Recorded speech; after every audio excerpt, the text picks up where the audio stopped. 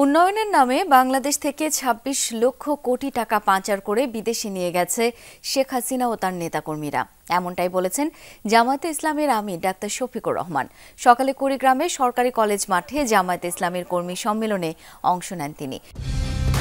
Colour expert, George sap এবং mild on hands technology সমৃদ্ধ Orix crystal wash আপনার laundry expert. এ সময় আমির বলেন, 15.5 বছর স্বৈরাচার সরকারের নিপীড়ন থেকে কেউই রক্ষা পায়নি। 1 বছর আগেও বাংলাদেশের মানুষ নির্যাতনের শিকার ছিল।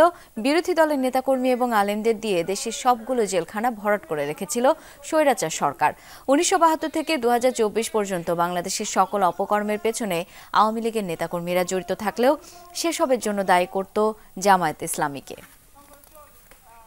আমরা বাংলাদেশে প্রত্যেকটা খুনের বিচার চাই,